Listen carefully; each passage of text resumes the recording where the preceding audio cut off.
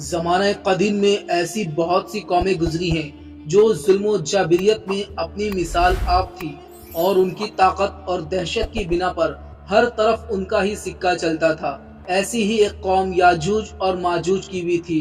ظلم و جابریت کی رقم داستان کرتی یہ قوم کوئی اور نہیں، آدم علیہ السلام کی اولاد ہی میں سے تھی، اور بعض مفکرین کے مطابق یہ قوم حضرت نوح علیہ السلام کی اولاد میں سے ہے۔ حضرت نوح علیہ السلام کے 3 بیٹے تھے، جس میں ایک کا نام یافس تھا۔ یافس کے 12 بیٹے تھے، جن میں 2 کا نام یاجوج ماجوج تھا، اور اسی یاجوج ماجوج کی نسل چلی۔ اور ناظرین، اسی یاجوج ماجوج کے ساتھ جو نام زیر تذکرہ آتا ہے وہ حضرت ذوالقرنین کا ہے۔ حضرت ذوالقرنین کے بارے میں کہا جاتا ہے یہ کوئی نبی نہیں بلکہ اللہ کے نیک بندے تھے اور ایک بہت بڑے بادشاہ تھے۔ حضرت ذوالقرنین اکثر سفر کی حالت میں رہتے، اور وہ اسی سفر کے دوران ایک سلطنت پہ پہنچے جہاں پر ترک آباد تھے۔ یہ سلطنت آرمینیا اور آذربائیجان کے سرحد کے درمیان واقع ہے۔ وہاں 2 پہاڑوں کے درمیان ایک جگہ تھی جس میں ایک قوم آباد تھی جو ترکوں کا قتل عام کیا کرتی تھی اور اپنی شرپسندی اور فتنہ انگیزی کے باعث بہت مشہور تھی۔ یہ قوم بہت سی برائیوں کا مجموعہ تھی اور انتہائی طاقتور قوم تھی جس کا مقابلہ کسی کے بس کی بات نہیں تھی۔ یاجوج اور ماجوج کا اس دنیا میں دوبارہ خروج کے اہمیت کا اندازہ اس بات سے بھی لگایا جا سکتا ہے کہ دجال، جو کہ قیامت کی ایک بہت بڑی نشانی ہے، اس کا ذکر قرآن پاک میں نہیں ملتا، لیکن یاجوج ماجوج کا ذکر قرآن پاک میں تفصیل سے موجود ہے۔ ترکوں نے اس قوم کے ظلم و جابریت سے تنگ آ کر حضرت ذوالقرنین سے درخواست کی کہ وہ ان 2 پہاڑوں کے درمیان کا راستہ بند کر دیں تو ہم ان کو اس کا معاوضہ دیں گے، جس کا ذکر قرآن میں یوں بیان ہوا ہے، حتیٰ کہ جب وہ 2 دیواروں کے درمیان پہنچا تو ان دونوں کے دوسری طرف ایک ایسی قوم پائی جو ان کے بات کو سمجھنے کے قریب بھی نہ تھے۔ انہوں نے کہا کہ اے ذوالقرنین، یاجوج اور ماجوج اس ملک میں بہت بڑے فسادی ہیں، تو کیا ہم آپ کے لیے کچھ خرچ کا انتظام کر دیں، اس شرط پر کہ آپ ہمارے اور ان کے درمیان ایک دیوار بنا دیں؟ اس نے جواب دیا کہ میرے اختیار میں میرے رب نے جو دے رکھا ہے وہ بہتر ہے۔ تم صرف قوت اور طاقت سے میری مدد کرو، میں تمہارے اور ان کے درمیان ایک مضبوط روک یعنی دیوار بنا دیتا ہوں۔ مجھے لوہے کی چادریں لا دو۔ یہاں تک کہ جب ان دونوں پہاڑوں کے درمیان دیوار برابری کر دی گئی تو حکم دیا کہ تیز آگ جلاؤ۔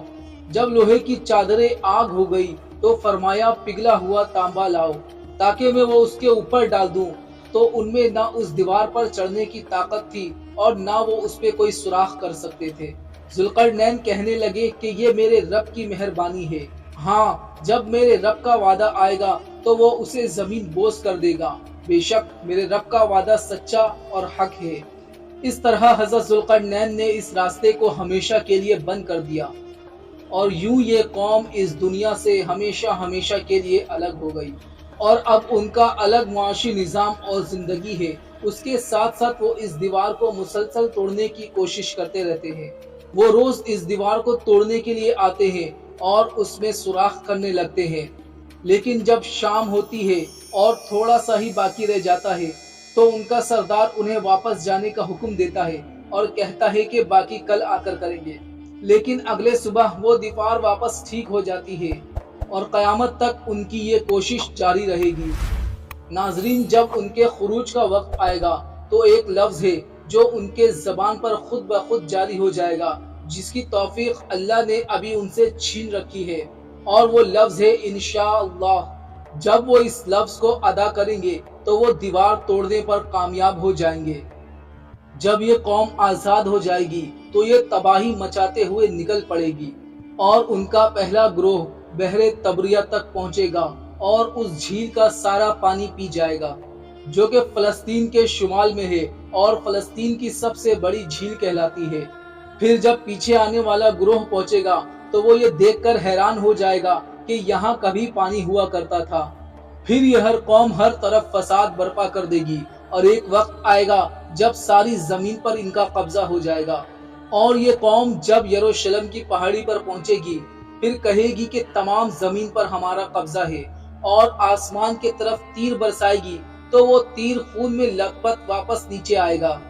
اس وقت حضرت عیسیٰ علیہ السلام کا ظہور بھی ہو چکا ہوگا اور وہ دجال کو قتل کر کے دنیا میں امن و امان پھیلانے کی کوشش میں ہوں گے۔ ایسے میں دجال کی موت کے بعد انہیں حکم ہوگا کہ اے عیسیٰ، وہ قوم نکل چکی ہے کہ جس کی طاقت کا مقابلہ کسی کے بس میں نہیں ہے۔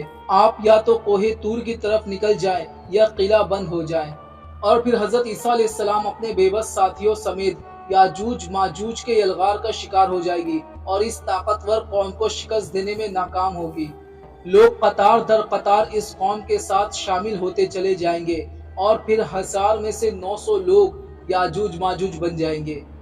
حضرت زینب رضی اللہ تعالیٰ عنہ فرماتی ہیں کہ ایک دفعہ حضرت محمد صلی اللہ علیہ وسلم نے ارشاد فرمایا تھا کہ عربوں کے لیے تباہی ہے اس شر سے جو بہت قریب آ چکا ہے، اور اس کے ساتھ ہی انہوں نے اپنی انگلی سے حلقہ بنا کر دکھایا کہ یاجوج ماجوج کی دیوار میں اتنا سوراخ کر دیا گیا ہے۔ پھر حضرت زینب رضی اللہ تعالیٰ عنہ نے عرض کیا، یا رسول اللہ، کیا پھر ہم سب تباہ ہو جائیں گے؟ حالانکہ ہم میں سے بہت سے نیک لوگ ابھی موجود ہیں۔ پھر حضور صلی اللہ علیہ وسلم نے فرمایا، ہاں، جب خباثت بہت زیادہ ہوگی۔ اس کے علاوہ قرآن میں بیان کیا گیا ہے کہ جس بستی کو ہم نے تباہ کر دیا تھا اس کے باشندوں پر پابندی ہے کہ وہ وہاں نہیں جا سکتے یہاں تک کہ یاجوج ماجوج نہ کھل جائے اور وہاں کی بلندیوں سے اترتے نظر آئیں گے۔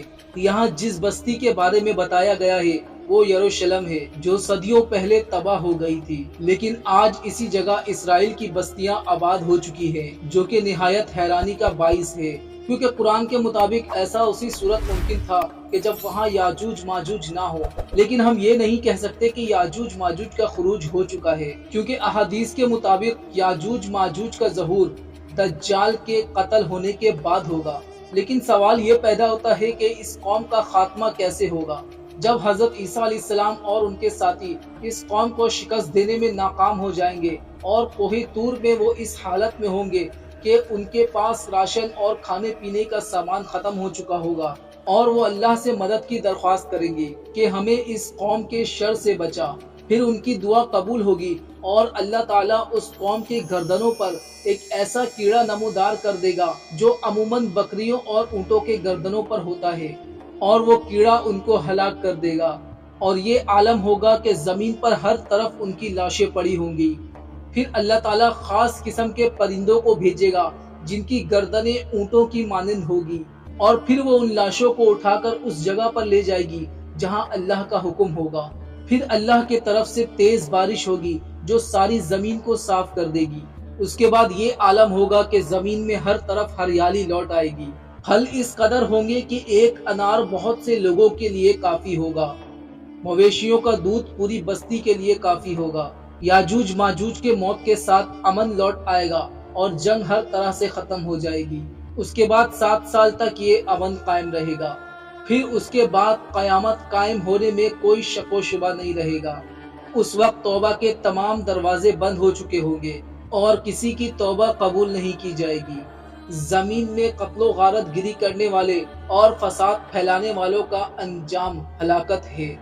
اللہ تعالیٰ ظالموں کو ایک دم ختم کرنے پر بھی غالب ہے، مگر انہیں موقع عطا فرماتا ہے کہ وہ توبہ کر لیں۔